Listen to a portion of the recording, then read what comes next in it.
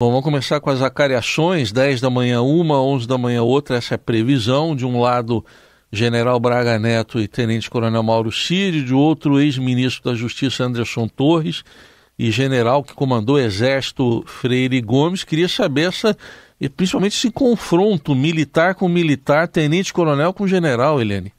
Pois não é fácil quando a gente conhece um pouquinho, né, da psicologia da carreira militar. É uma carreira muito centrada em hierarquia, ordem, hierarquia, né? Um manda e o outro obedece, como, aliás, já dizia o ex-ministro da Saúde de Jair Bolsonaro, o general Eduardo Pazuello, que era um manda, o outro obedece. E nesse caso a hierarquia é a favor do general Walter Braga Neto, que é general de 4 estrelas da reserva do Exército, que foi ministro da Defesa, que foi chefe da Casa Civil e que foi, enfim, candidato a vice-presidente na chapa de Jair Bolsonaro à reeleição, que, aliás, perdeu a eleição.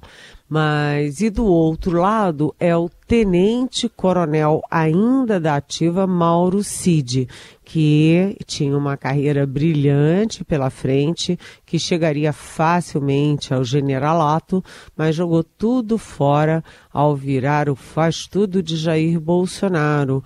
O Mauro Cid é o pivô de todas as confusões de Jair Bolsonaro na justiça, na tentativa de buscar as joias da Arábia Saudita em São Paulo, São Paulo, né? Em São Paulo, com o avião da FAB, tentativa de vender e efetivamente vender joias, essas joias clandestinamente nos Estados Unidos, a tal do atestado de vacina falso, que foi ele que conseguiu, inclusive, para a própria família, e agora, e principalmente na questão da tentativa de golpe de Estado.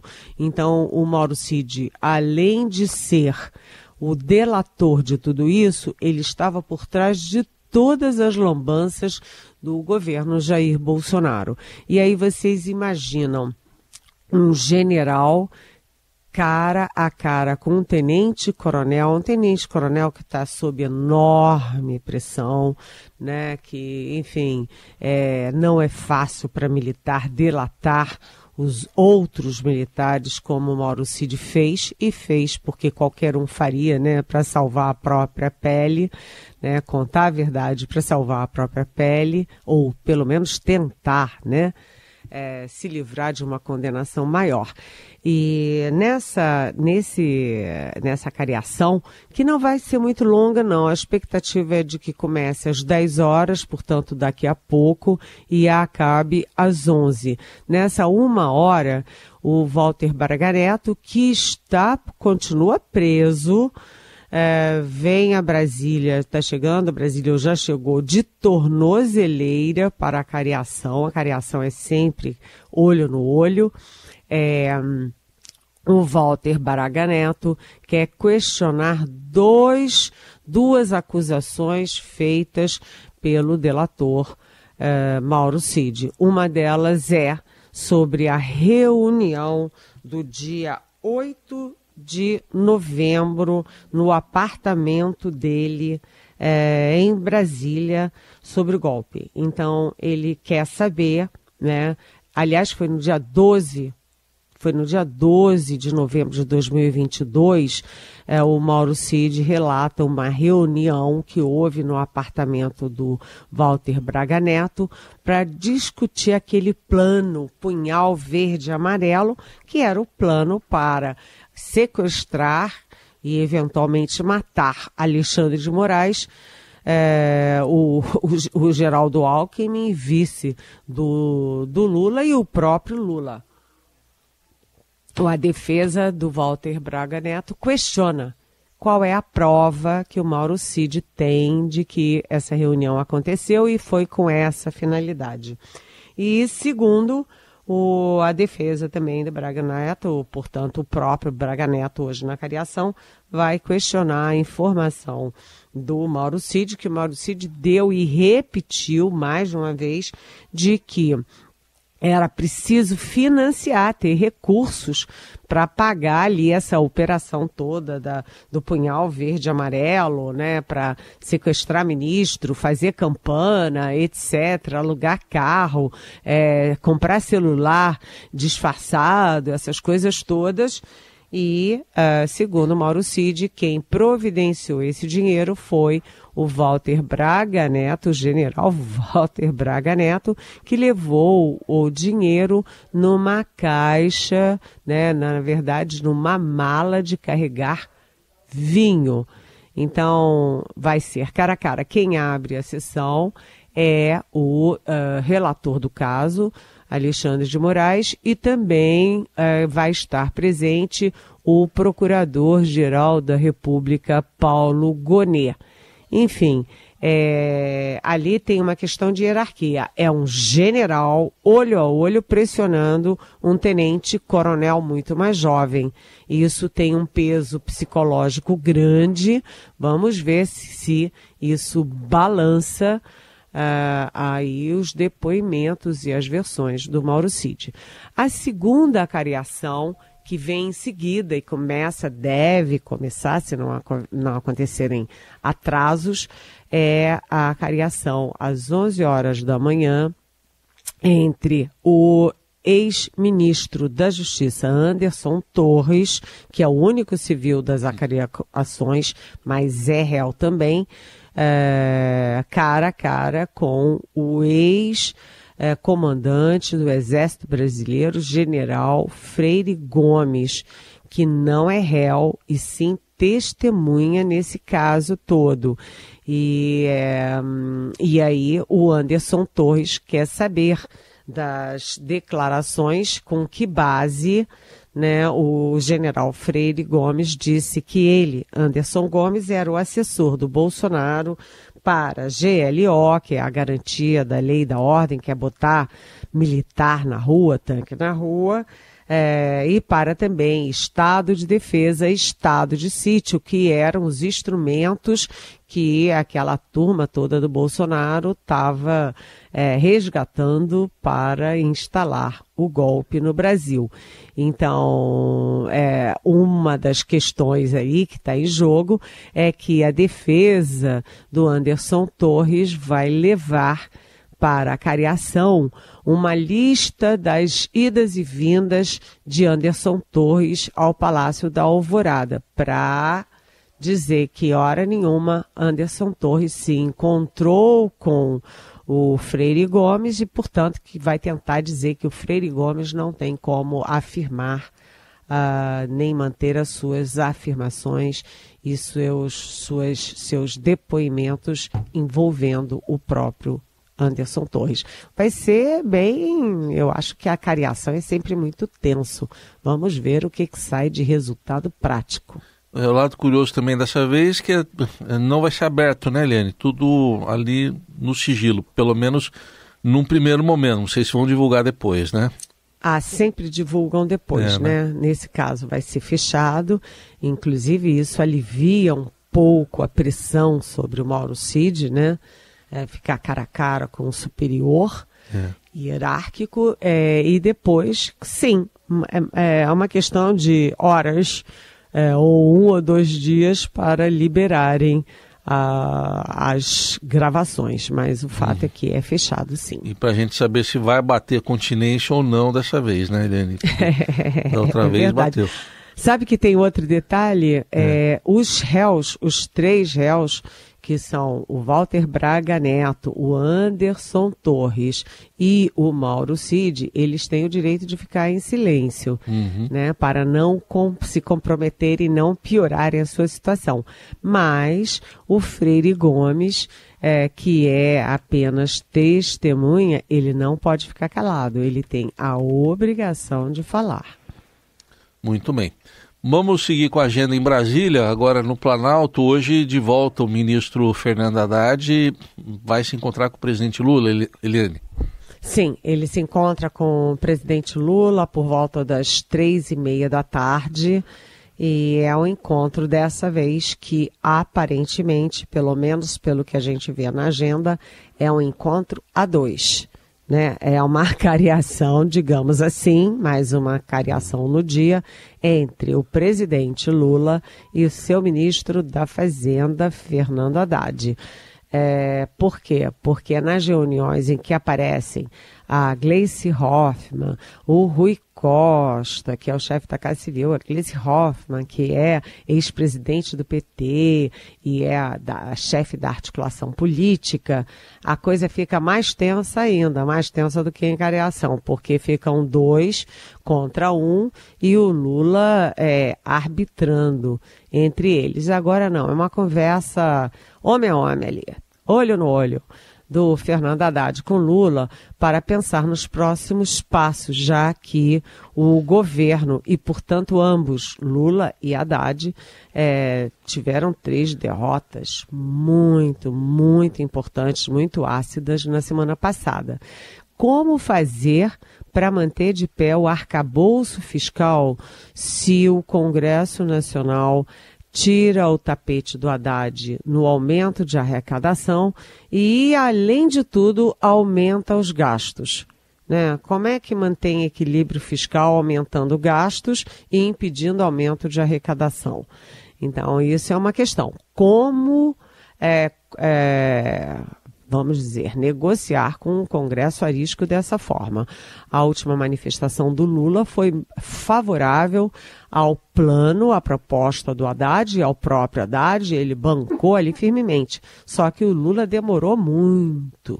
O Lula só fez isso depois de derrotado no Congresso. E o Haddad está meio bravo com o Congresso, por quê? Porque ele se reuniu horas e horas e horas com o presidente da Câmara, Hugo Mota, o presidente do Senado, Davi Alcolumbre, com líderes, estava tudo ok, tudo certo, eles toparam a nova fórmula ali para minimizar o peso do IOF, do aumento do IOF na proposta, etc. Depois da última reunião, que foi em pleno domingo, o Haddad saiu com seus assessores para comemorar, ufa, conseguimos, e exatamente no dia seguinte o Congresso aprovou por ampla maioria a urgência para fazer o contrário, para derrubar todas as propostas do Haddad. Então, hoje é uma reunião do Lula com o Haddad que é menos técnica e muito mais política, até porque o Haddad tem a obrigação e a responsabilidade de apresentar soluções técnicas, mas quem tem que pegar o touro à unha na negociação política é o próprio Lula. Eu tenho cá para mim, pelo que eu andei conversando, que o Haddad vai cobrar o Lula um apoio político mais claro, mais evidente, para que ele não fique sozinho, abandonado aí no meio, na jaula dos leões, né? Tem muitos leões. Alguns estão em festa junina, mas tem muitos leões. Eles estão lá. Tem muitos que estão em festa junina. E todos, exatamente todos, 100%, todos já dançando quadrilha com as emendas, né? Isso, também. Seguimos com o Jornal Dourado e análise política direto de Brasília com Eliane Cantanhede, agora também de olho no conflito no Oriente Médio. Foi anunciado um cessar-fogo entre Irã e Israel por parte do presidente americano Donald Trump, mas ele mesmo, Eliane, escreveu na rede social dele que os dois lados violaram o cessar-fogo nessas primeiras horas e mais, eu estou lendo aqui o que ele escreveu, Israel não jogue suas bombas, se fizer isso será uma grande violação, traga seus pilotos para casa agora, ele escreveu na rede social dele, o próprio Donald Trump. Gente, eu nunca imaginei, sabe, em meus muitos anos de praia, no jornalismo, né, que eu sou jornalista de política nacional, mas sempre acompanhei a área de defesa e a área internacional, ou seja, Itamaraty, eu nunca imaginei um presidente dos Estados Unidos capaz de fazer esse tipo de coisa. Ele ontem publicou nas redes sociais e botou o mundo inteiro com a respiração presa, né, que estava resolvido, né, estava decidido cessar fogo e que em até 6 horas Israel e Irã iriam estar confraternizando e ali com o cessar-fogo definido. E todo mundo, olha, as bolsas fazem cálculo com isso, né? Os especialistas, as defesas, os exércitos, enfim, fica todo mundo circulando a informação que vem da maior potência mundial, inclusive a maior potência bélica que está envolvida diretamente nesse conflito, porque o Trump determinou ataques, bombardeios ao Irã. Então, como é que ele pode anunciar uma coisa dessa sem a menor segurança, sem a menor certeza? Isso é uma fake news, é o presidente da maior potência cometendo uma irresponsabilidade. Enquanto ele anunciava isso, que em 6 horas estava tudo resolvido, o Irã continuava atacando Israel continuava atacando o Irã, né? O Irã disse que não tinha acordo nenhum, Israel, e agora o presidente dos Estados Unidos é um boquiroto que fala o que vem à cabeça dele sem nenhum compromisso com a realidade, com a verdade. É inacreditável acontecer uma coisa dessas, sabe? Essa guerra envolve muitas questões de geopolítica, ela divide as potências, né, com os Estados Unidos bombardeando o Irã junto com Israel, e do outro lado a Rússia se comprometendo em ajudar o Irã, né, a China com o pé atrás, mas criticando essa atuação, essa ação, esses ataques, o Brasil aqui, e tem a questão também prática do petróleo, porque o Estreito de Hormuz, né, se o Irã fechar o Estreito de Hormuz, né, 70% do petróleo internacional escoa por ali. E aí, como é que fica? Né, isso é uma bomba no mundo inteiro. Como é que vão ficar os preços do petróleo internacionalmente? Né? A única sorte do mundo é que o Irã precisa do estreito para escoar a sua própria produção. E a gente sabe que o petróleo é fundamental para a economia do Irã. Mas os Estados Unidos reduziram a sua dependência do petróleo do Irã, mas precisam sim do petróleo do Oriente Médio, né? O Brasil é produtor, mas ele também importa diesel e petróleo para a querosene de aviação. Enfim, o mundo todo depende do Estreito de Hormuz. Uhum. E o Trump brinca com uma coisa dessas. O mundo está parado. Ontem, em entrevistas, desde domingo, desde que os Estados Unidos entraram na guerra, o assessor internacional da presidência da República, o ex-chanceler Celso Amorim, vem dando sucessivas entrevistas, e ele reclama com toda a razão que a ordem internacional está toda de pernas para o ar e ele não vê brechas para uma saída diplomática, e ele também vê que a situação está fora de controle e pode chegar até a uma guerra mundial. E só para fechar, nesse contexto, tem uns dias ainda, mas não está tão longe assim, 6 e 7 de julho, reunião do BRICS aqui no Brasil, no Rio de Janeiro. Exatamente. Olha, Heisen, isso é importantíssimo. Importantíssimo. Ninguém está dando bola para isso, mas o que são os BRICS? Brasil, Rússia, Índia, China, além de África do Sul. E agora, a partir de fevereiro do ano passado, mais 5 países viraram membros plenos dos BRICS, e um desses países é o Irã.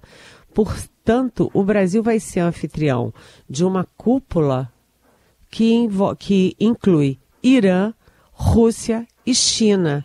E qual é o grande risco do Brasil?